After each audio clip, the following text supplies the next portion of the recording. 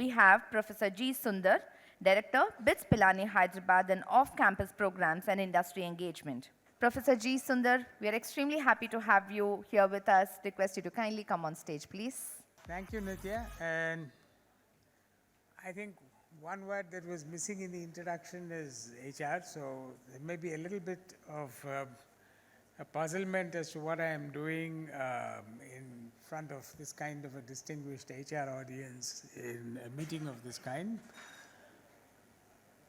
I thank SHRM for giving me this opportunity. It has been an educative morning, especially with the discussion at the end with my friend Madan Pelutla and Bhimrai Maitri, and earlier listening to the others, Mr. Damodaran, Chandani, and so on.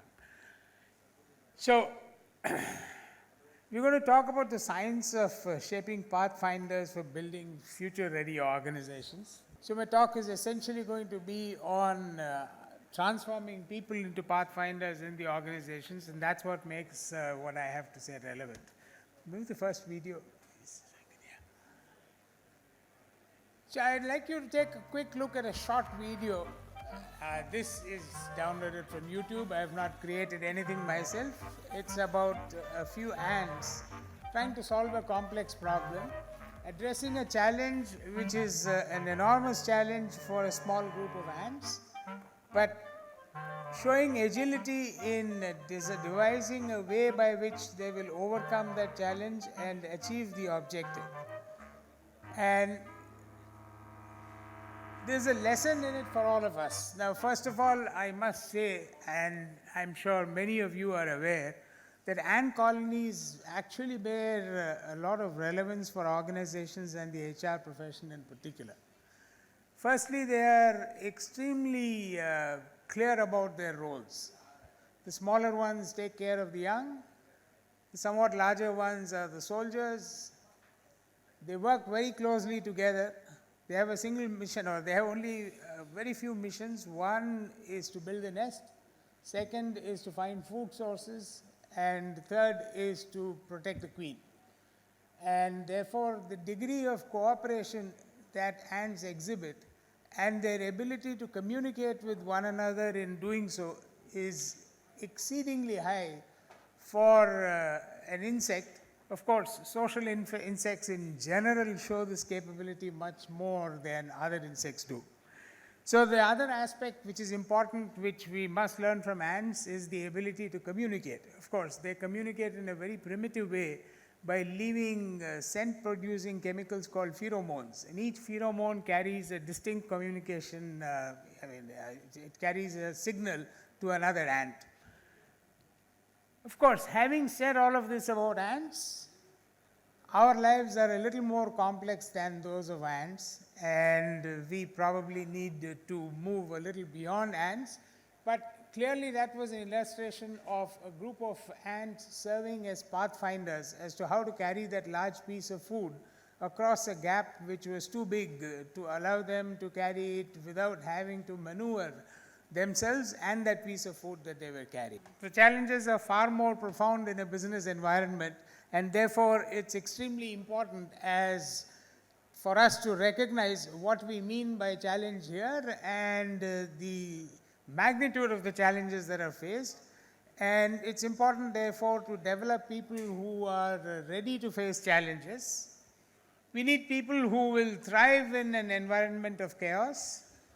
There's a lot of change happening around us, and therefore, while I would hesitate to use the term chaos, which carries a particular significance in physics, I just use it in the more colloquial English expression of chaos.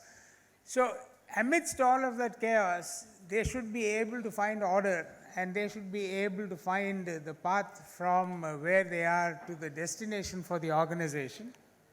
And last but not the least, and perhaps most important, they should have the ability to learn to adapt to whatever the problem is that they are trying to solve and find solutions to such a problem. And that's what we are trying to create. That these are the this is the definition of Pathfinder. The three key skills to being a Pathfinder. The first one is critical thinking ability. And of course, this is not new. This is something that all of us know and is well known in education.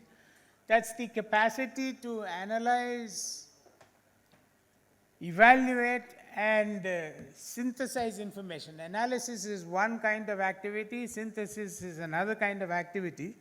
Synthesis perhaps at a slightly higher level than analysis, but it is important that one be able to both analyze information and synthesize it, and put together arguments in a systematic and logical way. And so that's the critical thinking ability that one has to develop.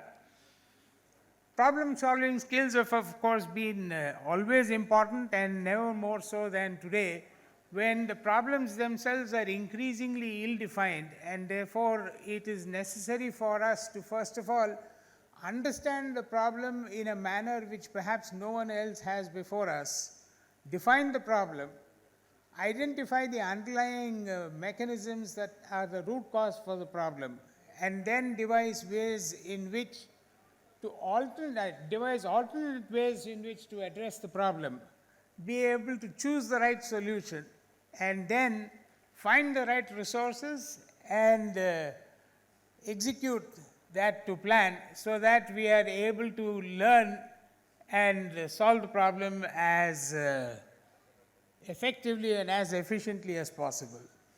The last one is learning agility, which we saw in a primitive way in the case of the ants.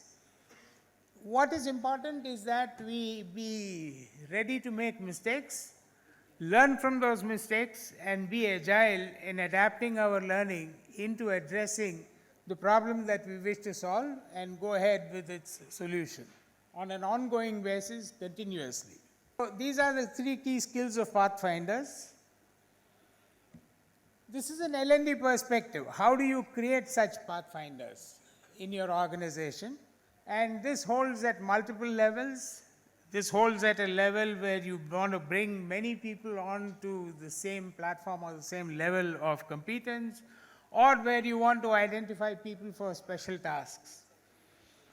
The first one is learning and development that is rooted in scientific method. And scientific method is extremely important. It consists of inquiry-based learning. One has to learn to ask questions, ask the right questions. Objective reasoning. Reason, but always with the strongest scientific logic underlying the reasoning that we adopt. Openness to alternate views, that is, be ready to listen to others and to take suggestions in addressing the question that we are addressing, and reflect on them. And reflection is perhaps the most important. The ability to digest concepts and then reflect on them so that you are able to distinguish between them and choose the right one in the right environment or in the right situation. An L&D leader would like learning that is integrated into practice, that is formal learning, and I emphasize formal learning because formal learning is extremely important in ensuring that there is a scientific method in the approach to learning and in the approach to solving problems. And you integrate that with the workplace and have it aligned with the workplace and complemented by, and this is extremely important, and that was illustrated in the ant video, by the collaborative efforts of a community of practitioners. So it's important to learn to communicate with and work with others and put together the information that we have collectively gathered, the analysis that we have done, and then collaborate in order to be able to address the problem and find a route to its solution. It doesn't need a professor of science to tell a community of HR experts that learning as a way of organization life is extremely important in ensuring that we have inspired individuals who will transform themselves into pathfinders and problem solvers. And so one needs to create an opportunity for people to experiment in controlled situations, which is not always easy in the workplace, and therefore it is important for interventions that will enable us to do so, and I will give some examples of that.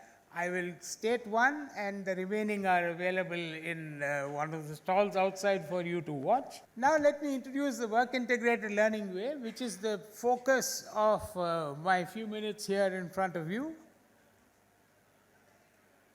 We said we have to have a scientific approach, and therefore the program and curriculum need to be developed in a manner which is in sync with the continuously changing needs of the industry, and at the same time must be so done so as to not ever lose sight of the fundamentals and for the need to relate between disciplines and draw from core knowledge that is essential to be able to solve problems in your own chosen field.